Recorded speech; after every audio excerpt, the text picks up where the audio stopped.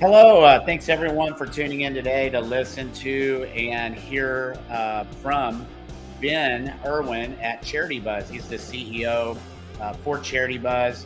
And today, he and I are just going to get in there and talk about charitable giving, how technology platforms like CharityBuzz are impacting the marketplace, and really just kind of talk about the future of how we all think about charitable giving and how it can work into our everyday spending even. So really fun topic. Thanks so much, Ben, for joining us today. Hey, thanks, Jeremy, for having me. I'm excited to have a great discussion. Yeah, absolutely. Ben, if you can just start out by just telling us a little bit about Charity Network, the parent company that owns CharityBuzz, and then also other brands within your portfolio like Prizio. Just tell us how it all works, how you guys came to be, a little bit of your origin story, if you can. Yeah, so the origin story really starts with our founder and owner, Todd Wagner. Todd is a pioneer of the internet, first person to stream media over the web with Mark Cuban and broadcast.com. And after he had a very successful career in technology, he really wanted to focus his efforts on philanthropy and figure out ways leveraging technology, entrepreneurship, celebrity media to help boost the charitable sector. And that's really the genesis of Charity Network, which is primarily CharityBuzz and Prizio, which are our two consumer-facing platforms. And everything we do across the entire business really just focuses on offering up really cool, unique access and experiences to desired people, places, and events or collectibles. And what we do is we, through different sales channels, figure out a way to funnel some of those dollars into the charitable sector. So a whole new way to raise new incremental dollars for charity through the lens of fulfilling people's dreams and giving people the opportunity to do the impossible.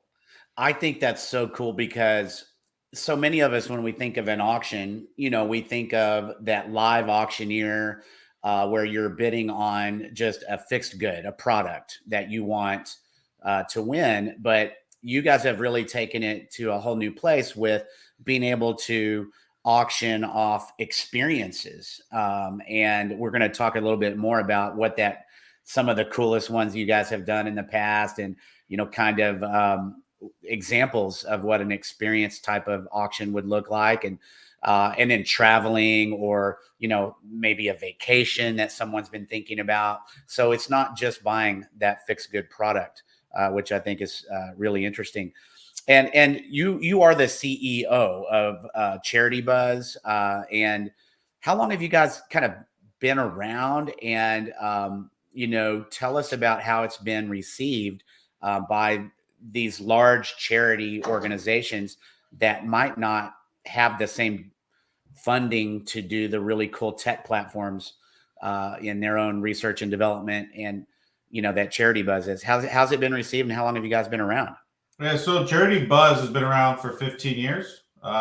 So Todd acquired CharityBuzz back in 15 or 16. But the business has evolved quite dramatically over those 15 years. So what started out as simply a platform that would take your live auction, which would be only exposed to 300-400 people on a October night at the Pierre in New York City, and bring it to a much larger group of customers, has evolved into a diverse company of different sales channels, which all focus on two core assets. The first I already explained is we're experts in the experience economy. We've been doing this for 15 years. We had a head start. So we know how to develop experiences and opportunities that are going to inspire and motivate people to give. But we also, through that, have cultivated which is our most valuable asset on both platforms, which is we have our own customer base. So when you think about the world of charity and philanthropy, it's very personal. It's very specific. People support a charity based on real life experiences. And we want to encourage that. We want to champion that. We want that to grow, but there's ways to complement that. So with CharityBuzz, we have this incredible base of affluent consumers, socially conscious, really feel passionate about giving back. They also want access to things that they can't find anywhere else, or they would prefer to purchase those things that they could find somewhere else through us because we're highly curated. We have an incredible level of service, and a portion of what you pay here goes to charity. What's interesting is it's not necessarily the charity that's always driving the purchasing decisions. In some cases, it's the opportunity. So you have somebody who's a huge Curb Your Enthusiasm fan, and their dream is to appear as an extra in a scene and shake hands with Larry David. That's what's driving their purchasing decision, but they're feeling good about spending large amounts of money because they know that the dollars are going to go to a worthwhile cause or charitable organization. But that creates this scenario where customer or user A is giving money to charity B. That would have never happened without CharityBuzz being in the middle and creating these opportunities. So you're opening up this brand new set of dollars that are unrestricted that the charity would have otherwise never had access to. So therefore, it's incredibly well received from the world of charitable organizations because you put yourself in the shoes of a fundraiser, usually in the development department of a charitable organization. The job's tough. They have a limited donor base based on what I just described. People support a charity because of a very specific reason. So your donor pool is defined, and you're going to your donor pool day after day, week after week, month after month, with compelling call to actions, campaigns to give. But at some point it plateaus or can even start to dry up. So they're always looking for ways to combat that, supplement that, defend against the dollars going down. Because if there's one thing we know, it's that the charitable sector is underfunded. We need to figure out ways to get more money to these organizations so they can solve the problems that they focus their mission on. I think you've nailed it. I mean, when you look at consumer behavior when it comes to charitable giving, let's say that my aunt died of multiple sclerosis, and she did. So I have an emotional connection, to donating to MS, and I'm aware of the MS 150 bike ride, and I wait to certain times of the year that seem to happen every time at about that same time of year. And that's like when I'm ready to do my giving, right? And I'm passionate about specific certain charities. And I think a lot of our listeners are in that same boat. And so we have it earmarked that, I'm going to give to that organization, that cause. And oftentimes it becomes seasonal, right? Whether it's Thanksgiving, Christmas, or for MS when they do their 150 ride. But I really think that when we think about all of our other spending that happens daily, weekly, monthly, when we're spending on vacations, when we're spending on a honeymoon, for example, and you're going to spend $5,000 and you have a budget to go to Europe, could you just spend that money on a platform like CharityBuzz, get an even more awesome experience, but also do good with your spending? And to your point, you're identifying consumers or some spend that those nonprofits or charity organizations don't have access to, so that's it's really a powerful shift. And I don't think 20 years ago I was aware of anything like this, so we've really come a long way, and it's going to be very exciting, I think, to see how things even continue to shift in the future when it comes to charitable giving and spending and how that all works. What shifts have you seen, just in the last 10 years in how American citizens, in particular, American consumers, how their thoughts are starting to change around kind of their everyday spending and how it ties into doing good in the world.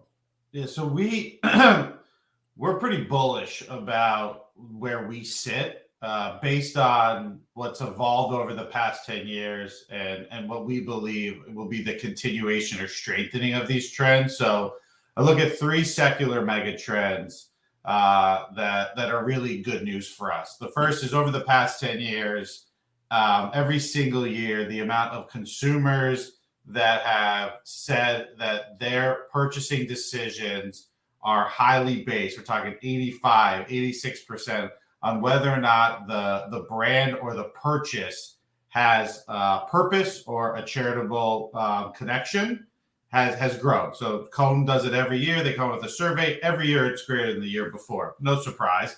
And even some consumers will say they would buy product A over product B, even if product A is more expensive, if they know that a portion of what they're spending on product A is going to do something good.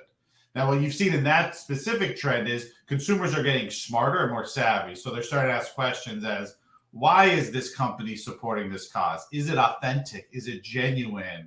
They may even do some more digging because information is just so accessible for anyone.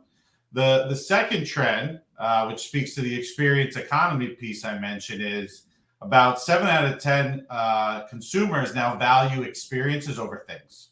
So we're right in the throes of the experience economy, and we saw this accelerate a lot once we came out of COVID. Is as people were locked down and not able to go out and do all the things, concerts, sporting events, you name it. That's all they wanted to do because there was all this pent up demand. So you're starting to see that trend increase, and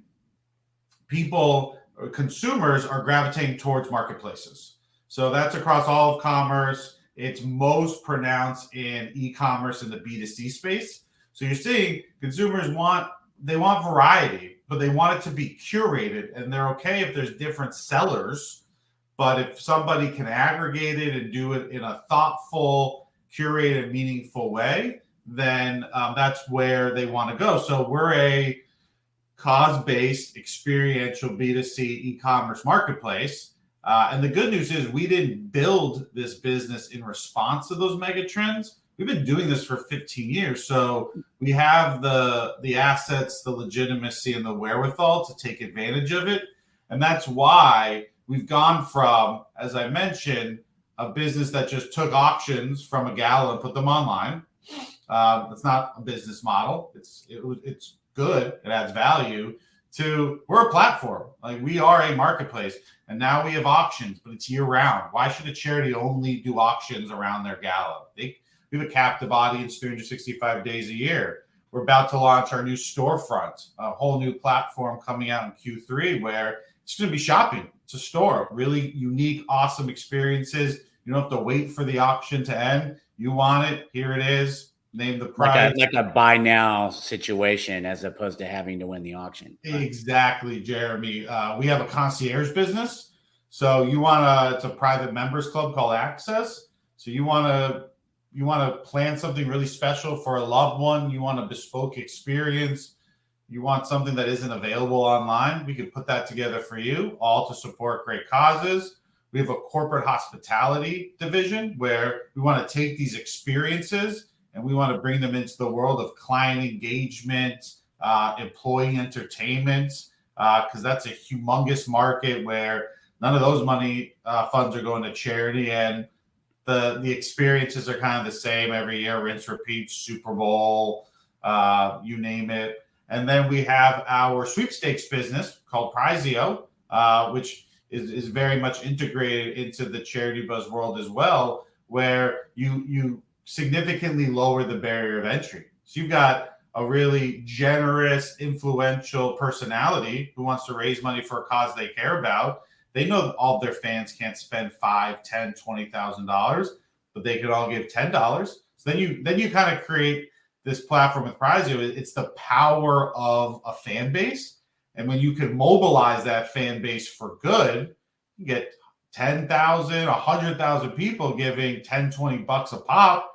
You do the math. So the whole idea is that we want to continuously diversify and expand. We want to stay true to our core assets, what we're good at, so that we don't lose focus. But there's so many different ways that we can leverage this, all the while increasing the total amount of money that we can raise and funnel over to really great charitable I organizations. absolutely love it. And I love with Prizio that, it's not only financially wealthy or rich people that can get involved in charitable spending or get involved in this platform because whether it's 10, 20, $30 in that sweepstakes kind of model, then they have a chance to win something really cool also. And I know I saw that Samuel L. Jackson did a really cool one that kind of went viral with you guys. And I could only imagine, like, you were talking about the power of a fan base. I mean, you have someone like a Taylor Swift that does something really cool. The volume, it doesn't have to be one auction that wins on a huge dollar figure. It can absolutely be that hundreds of thousands of people all bid 10 or $20. And that could also be, hugely significant. In terms of just thinking about the concierge service, I want to peel that back just a little bit and ask you some questions about that. So let's say that someone has a really great idea. And let's say that whether it's that they want to fly on a SpaceX flight, or they want to go to a Taylor Swift concert with a celebrity, or maybe their teenage daughter wants to invite a cool heartthrob to their prom, their high school prom. If they have an idea, can they reach out to you guys and you guys potentially help them line up something similar to what they're describing? Yeah, and we have so much experience doing this that we can level set. So we try to fulfill any dream, and we've got a pretty good success rate. But there's some things that either may be too difficult to put together, or the price tag is more than the customer is willing to pay, and then we can go back to the drawing board and hopefully come up with something else that fits within the budget and still creates that once in a lifetime excitement and enthusiasm. So anybody can reach out. It's a small group in terms of the membership, but it's a really strong membership. I mean, these are truly some of the most generous people in the world, and yeah, they want to go and have a really fun time, do things that they're fortunate enough to be able to do. But again, they want that to also support a really good cause. So, you could, for some of the things we do, like I mentioned before, you could get them elsewhere. You mentioned vacations. There's plenty of options to go and travel. But it's if we can create a comparable or better experience than a travel agent or Expedia, and with us, money goes to charity. Well, we know again by the data that I was providing that 85% of consumers are going to choose us, because why not? Why wouldn't you say, all right, all things considered equal, but this one, 10%, 80%, who knows, of my purchase goes and supports a great cause? Tough to argue with. I absolutely agree. And I mean, I can just imagine if I was going to go on a honeymoon, let's say to Greece, and I had a certain budget in mind for that kind of a honeymoon vacation. But if I could do that through CharityBuzz and then also spend one day on a yacht, or, have some kind of cool experience that I felt like, an ordinary consumer might not be able to pull off, then I would even pay more, 5 or 10% more to do something like that for a special, once in a lifetime trip, or a honeymoon, or a 20-year anniversary, for example. So I think that's super exciting. Give the audience just some examples of some of your most viral auctions that got the most maybe publicity or the most action, and or some of the ones that you think kind of like broke records, or even the highest sale ever. Are there some interesting stories that you guys might have? I imagine. Yeah, there's a lot of really, really good ones. Top of my head, I mentioned we did auction off quite a few extra rolls in Curb Your Enthusiasm in the final season earlier this year. So that's going to be fun, because we're going to have a lot of our customers appearing in scenes which is going to be really, really cool to just track and talk with our customers once they see the final cut. Those could go for upwards of $75,000 a pop. So really, really big opportunities for the charity beneficiaries.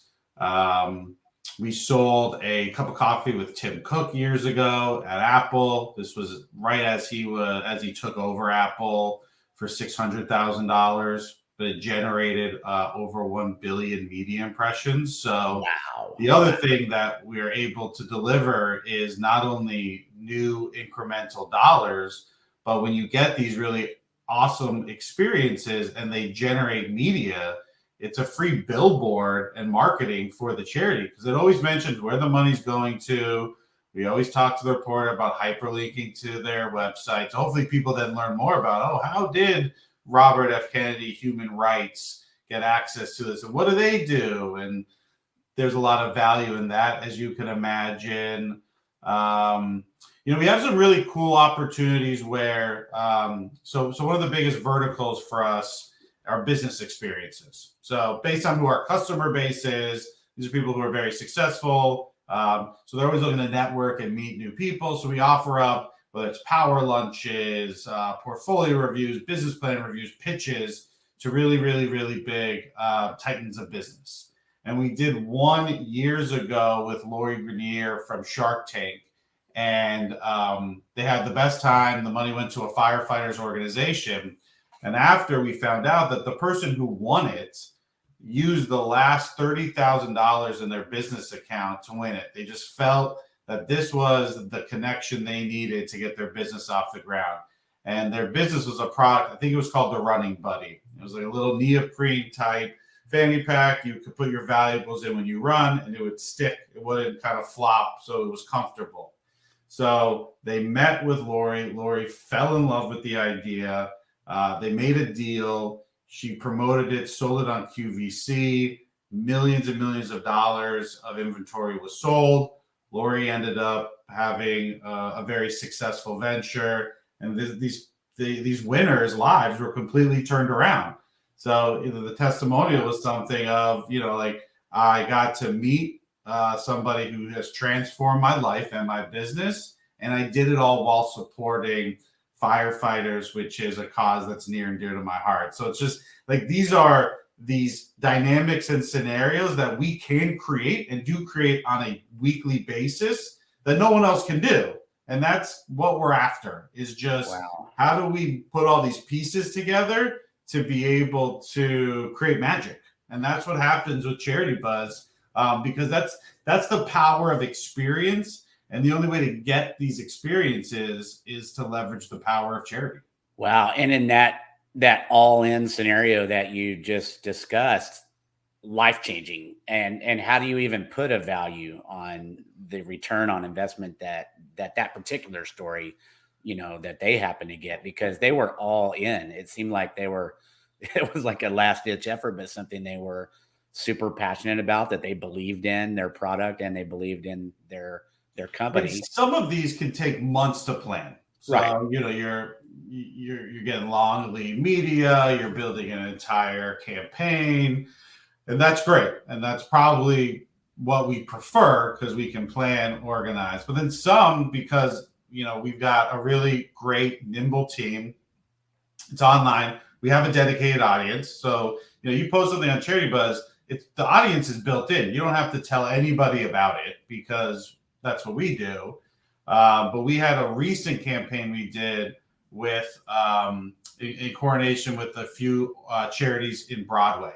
And what they had were costumes from the Phantom of the Opera that were being auctioned off right as the show was ending its incredibly long run on Broadway. So I think we got a call on Wednesday. We had it live by Friday. And one of the pieces ended up selling for $40,000 or $50,000, and together the auction raised hundreds of thousands of dollars. So that's one where the entire team puts in long hours, because they believe really deeply in the potential of the campaign, but also the cause that it's supporting. And we're able to turn things around in a matter of hours to be able to capitalize on a moment in time because that moment in time we know is going to have an incredible impact on the amount of money that we can raise and the success of the auction. So it's kind of what I've learned over the years of being in this business, in this world, is when CharityBuzz first started, it was kind of a one size fits all. Like we'll take your auction, we'll put online. You can't have one size fits all. We got to always be expanding, diversifying, open to what are your goals and how can we solve them. And that's what we do. It's a very, I love the term entrepreneurial. It's an entrepreneurial company. Like we hire people, and we want people to feel like they've got their own little business within CharityBuzz. So they're empowered to make decisions, empowered to take risks. And, it's all out of the fact that we believe that what we do has a really positive impact on these charities. And then we also believe that if charities are more successful, that the world better. And it's very idealistic, but I think it's that simple. Like if charities were more successful at solving the problems that we face, we'd be better off. So that's a pretty good mandate for everybody to get behind. Absolutely. I think that's super cool. Ben, as you're talking, I'm thinking to myself, okay, you have consumers that want to just buy something really cool, a product, an experience. And whether it's a CharityBuzz auction or whether it's a Prizeo sweepstakes event that has a much lower cost to it, you've got consumers. Every single person listening to this podcast or watching this, all of us are consumers. So 100% of us can get involved from that perspective. But then you also have corporations that are looking to give back. You've got corporations that are for profit that might have time, talent, and resources to donate to something. And so you've got that perspective, that how do I get involved if I'm someone that's been blessed and I want to just give of my time, talent, and treasure and create a cool auction. And then you've also got the third bucket is the charities themselves that say, oh, I haven't heard of CharityBuzz yet, but I would love to use this platform. How do those different groups, how do they get involved? How do they find out where to go to if they want to buy something, or if they're a charity and they want to start to learn more about CharityBuzz and how they could work with you guys?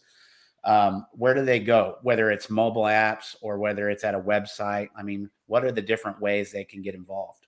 Yeah, so on the consumer side, the buying side, very simple. CharityBuzz.com, Prizeo.com. Sign up for both. Join the email list or even the SMS subscriber list.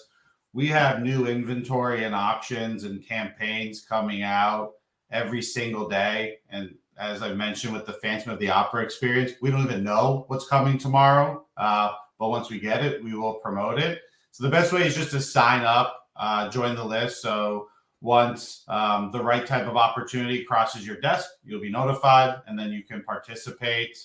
On the seller or partnership side, it's partnerships@CharityBuzz.com. We have a partnerships page. It's right on the header of CharityBuzz. Reach out. We've got a phenomenal partnerships and business development team that will just talk it out with you. Again, just like learn about what are your goals, what do you want to accomplish, and that could be, as you mentioned, Jeremy, a charity. That could be a company that we can leverage your assets in unique and exciting ways to create a campaign.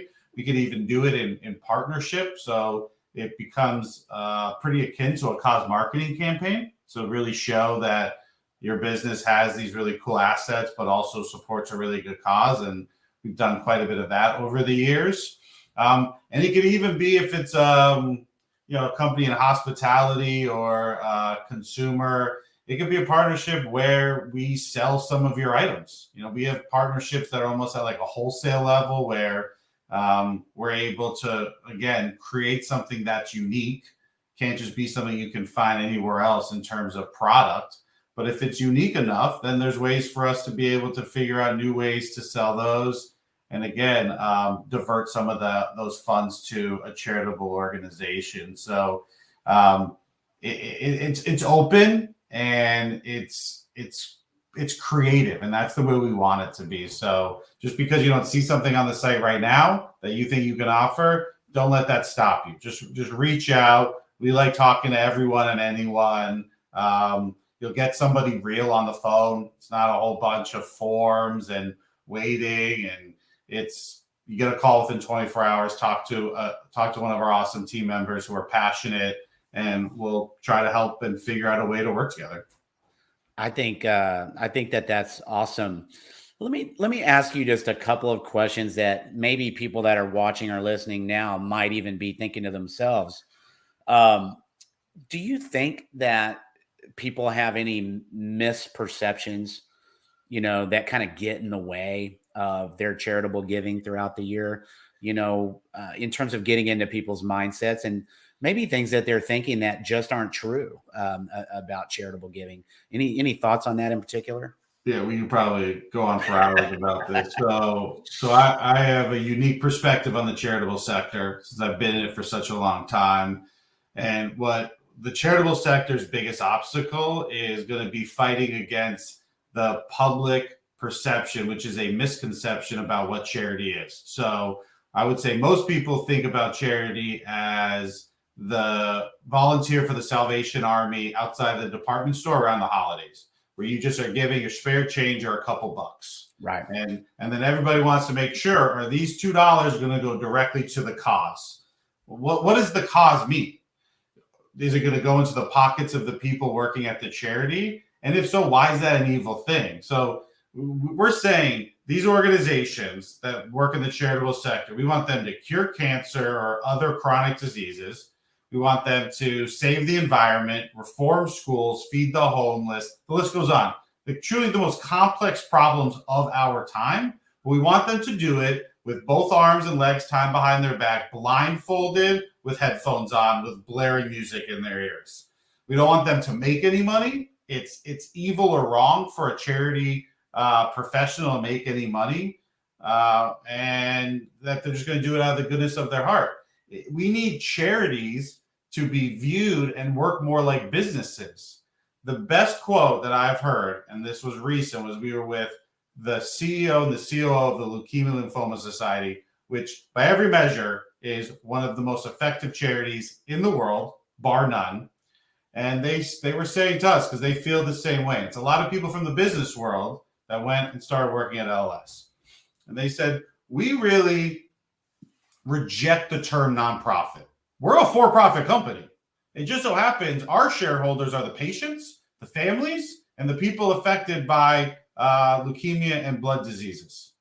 So we just don't have shareholders, a board, and people who own our stock. But our job every day is to maximize profits for our shareholders. And that's the way they all need to think about it, because this whole idea of, well, it's a charity and I'm measured by what percentage of my budget goes to overhead. And if it's over 20%, I am deemed a bad charity. And if it's under 20%, I get 4 gold stars. Well, where in that is it, are you actually good at solving this problem? One of Todd's other and one of our sister companies is an organization, it's a C3 called Cause Reports. And the whole idea here is when you go and buy stocks and equities, you get analysts galore. And they tell you all the different reasons why Netflix is a good investment over the next 2 years. It's not what percentage of their budget over the trailing 12 months went to production or content. It's going to be user growth. It's going to be 20 other different factors that say this is a good business. We need to apply those same methodologies to the charity world. And that's what Cause Reports does. It takes analysts, it focuses them on an issue area, and it says, rate these charities across all of these different criteria. Who's the best at doing this? And if we can figure out a way to get this to be the norm, then hopefully that means more money flows to charities who are more effective, which means more of these charities end up solving these problems. And then hopefully more money starts flowing in because people start seeing that these investments, not donations, investments they are giving to charities are actually making a difference. And then we can hopefully start seeing a change in the way that this has worked for hundreds of years. Yeah, I think you've nailed it. I mean, it really is a kind of a paradigm shift in your own way of thinking, because to your point, I don't think any ordinary consumer wants to donate a bunch of money if they think there's fraud. But we have this habit, just speaking as an ordinary consumer, of thinking, well, what percentage of my dollar goes directly to the cause, kind of a thing, as opposed to, are they effective at truly solving whatever problem it is that they're trying to attack, right? And measuring that over the course of time. And if we want the brightest minds, if we want the Elon Musks of the world, if we want the Jeff Bezoses of the world, if we want the brightest minds to get involved in solving the world's biggest problems that we can all agree are like titanic, they're titanic, you know, ventures to try to pursue. I mean, solving cancer, or climate change, or making the world's energy, being more green, for example. These are huge issues, and you have to have the most talented minds involved to solve those kind of gigantic problems. And if you have this kind of nonprofit mindset where the executives can't make more than $75,000 or some kind of crazy idea like that, it's really preventing us from solving the world's problems. You have to have the right people involved on the most gargantuan issues that face our society, right? They have big responsibilities. You're a head of development for a top 100 charity. Your team of salespeople, they call them fundraisers, these are salespeople, are tasked with raising or closing hundreds of millions of dollars. Well, if that's enterprise software, as you know, Jeremy, those people are getting paid boatloads of money, as they should. They're eating what they kill. That's how sales works. But in the charity side, no, that can't happen. Well, then guess what? You're not going to get the best people, because the best salespeople are motivated by one thing and one thing only: hitting quotas and getting compensated for it. So, it's like if you had two executives at a charity right next to each other, this one's $100,000, this one's $1 million. But the $1 million one would deliver 100 times the value of the $100,000 executive. The vast majority of Americans would say, I only feel comfortable with the $100,000 executive. Doesn't make any sense, but this is the uphill battle that the charitable sector is facing, and one that we really want to get behind, because it also, for us, we're a for-profit business. We operate like a for-profit business because we believe the for-profit vehicle is best suited for what we want to do. So we have no problem talking about our P&L, growth, strategy, investing in our business, innovating, getting the right talent for the right amount of money, because we have no reservations about the fact that if we do well, our charity stakeholders do well. So it's baked into our business model. But a lot of people will say, "Oh, you shouldn't charge fees." Well, it's we can't have a business if we don't charge fees. No, it's a growth mindset. If you grow financially, then you have profit, then you can reinvest those dollars to grow and evolve a product that's going to look differently 10 years from now than it did the first year you were in business. Exactly. And you have to be able to reinvest, and it's the growth mindset. I also love the idea of how language can change over time, and how when you change your words, it can kind of change the way you believe in things. And so a powerful phrase that you used just earlier was investment, right? It's like, am I just spending, or is it like an investment? And, if I'm just buying a product, that probably feels like spending. But I can guarantee you the life-changing story that you talked about, where the person used their last $30,000, that was an investment. It was an investment in themselves and in their business. And it was an investment in a connection with a really impactful person that they might not have otherwise been able to have, that changed the entire trajectory of their whole life and their business. So it was truly life-changing. And then obviously there's the trickle down effect, right? I've always believed in, pay it forward, that things come back to you tenfold, all of these great principles and ideas that a lot of times our parents and grandparents were teaching us when we were kids. And, I can imagine that person that changed their life with a $30,000 investment on was it called the running buddy or the walking buddy?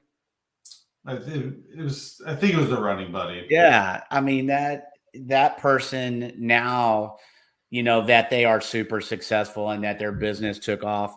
I think generally a lot of times people that are self-made, that kind of came from maybe humble beginnings, that really made something of themselves. They never forget where they come from, and then hopefully they continue to give back. And, money isn't evil. The love of money, is something that my grandparents used to say is what's evil, not money itself. Because when people are more successful in life, then through their increased charitable giving of their time, talent, and treasures, they can give back more the more successful they become. Hopefully, people really take that to heart, though, and that they live that, and that they really make that part of who they are throughout the year. And I think one thing, hopefully all of us can learn just from this discussion today, is don't only associate with that one or two charities that you are thinking of, where it becomes super seasonal, where you're only giving once or twice a year. But how could you also look creatively in your everyday spending, because you're going to spend it anyway? Why not also do good in your spending? And I think the CharityBuzz platform, the Prizeo platform, absolutely allow you to do that. And so that's super cool. How would you like to see our mindsets and attitudes change? I'm not an expert on charitable giving in any way. I've gotten to know a little bit about you and what CharityBuzz is doing. But I mean, this is your industry. This is what you eat, sleep, live, and breathe.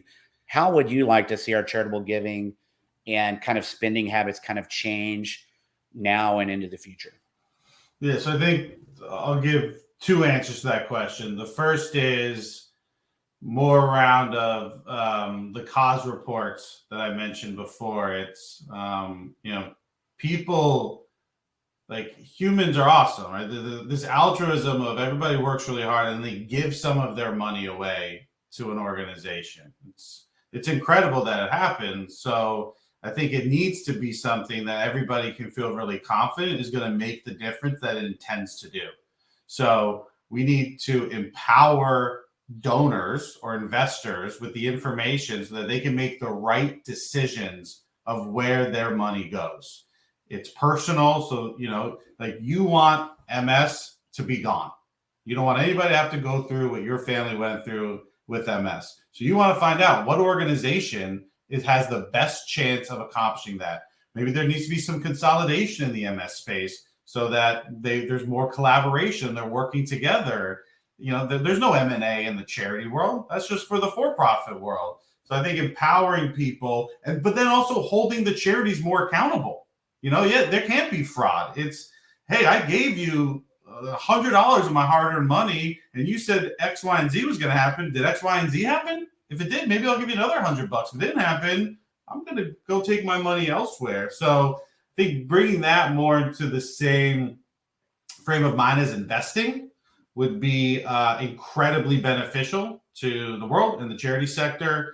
The second that would be is, so Dan Pilata mentioned this 10 years ago in a famous TED Talk, but in the 70s, they started to measure the percentage of GDP that went to charity in the United States.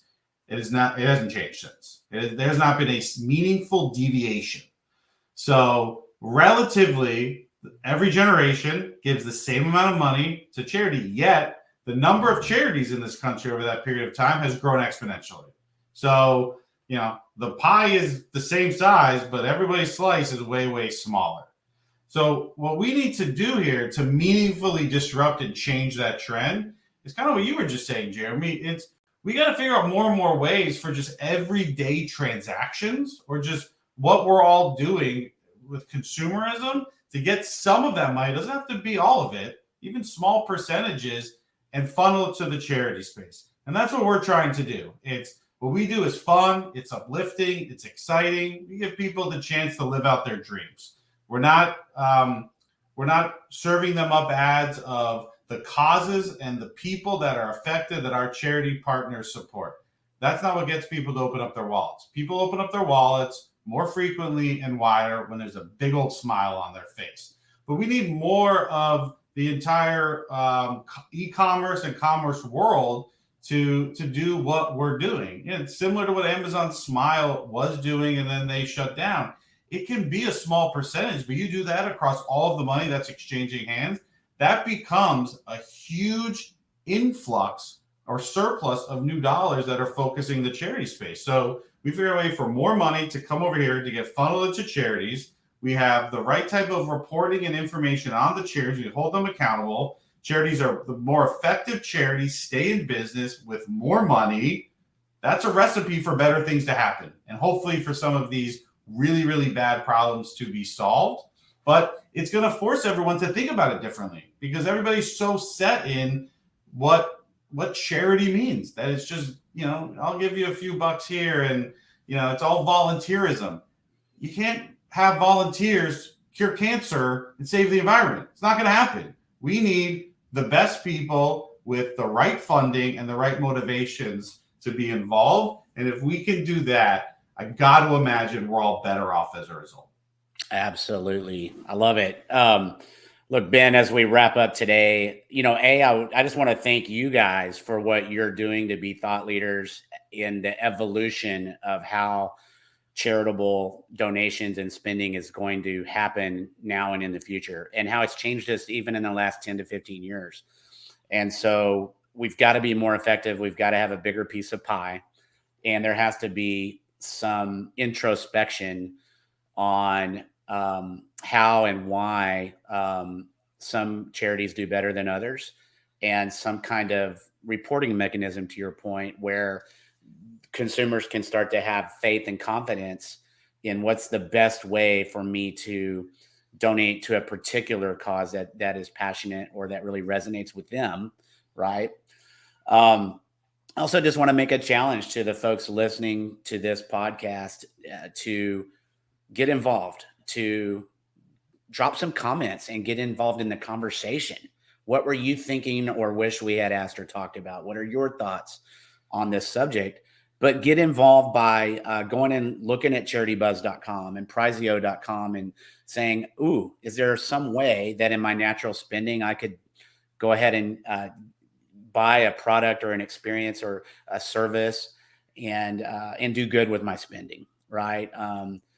These brands are pretty well known. They're still kind of new, and not everyone's yet heard of CharityBuzz and Prizeo. We need to spread the word. We need to be talking about what these guys are doing in the market. Share it with your friends, your other people that may want to do spending for an awesome experience, but also companies and people that are blessed that might have a really cool experience to donate, or product or service, or a vacation home or whatever.